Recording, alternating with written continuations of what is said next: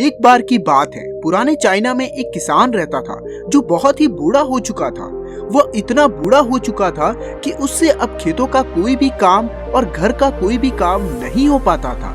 इसीलिए वो पूरे दिन घर के बाहर वाले चबूतरे पर बैठा रहता था। अब उसने खेत पर जाना और घर का कोई सा भी काम करना पूरी तरीके से छोड़ दिया था। उसका बेटा अभी खेतों में काम कर रहा था और जब भी वह खेत से काम करके घर की तरफ लौटता तो वो अपने पिता को चबूतरे पर बैठा पाता और वो सोचता कि अब ये किसी काम के नहीं रहे, अब ये कुछ भी नहीं कर सकते। एक दिन किसान का बेटा खेत से काम करके घर की तरफ वापस आ रहा था। आज उसने बहुत ही मेहनत की थी।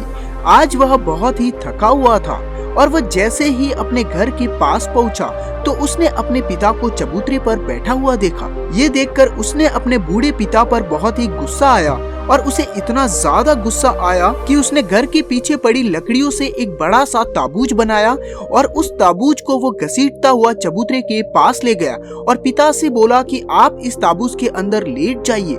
बूढ़ा किसान बिना कोई प्रश्न किए चुपचाप ताबूज के अंदर लेट गया। बेटे ने ताबूज को बंद किया और उसे घसीटता हुआ खेत के अंतिम छोर तक ले गया जहां एक बहुत ही बड़ी चट्टान थी। वह ताबूज को चट्टान से नीचे की तरफ फेंकने वाला ही था कि उसको ताबूज के अंदर से खटखटाने की एक धीमी सी आवाज आई।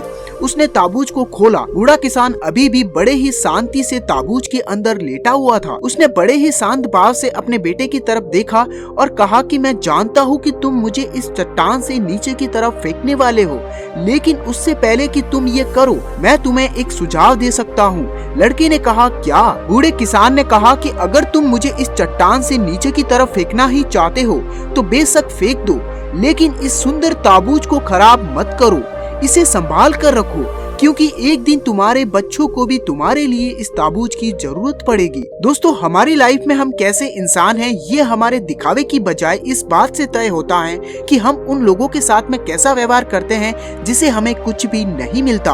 आखिर हम उन लोगों को किस नजर से देखते हैं जो हमें कोई भी फायदा नहीं पहुंचा सकता? क्या हम उसके साथ भी ऐसा ही व्यवहार करते हैं जिससे हमें फायदा होता है? क्या हम उन लोगों को भी उतनी ही इज्जत देते हैं जितनी हम उन्हें देते हैं जो हमारे काम के हैं? इस बारे में एक बार गहराई से सोचने की जरूरत है।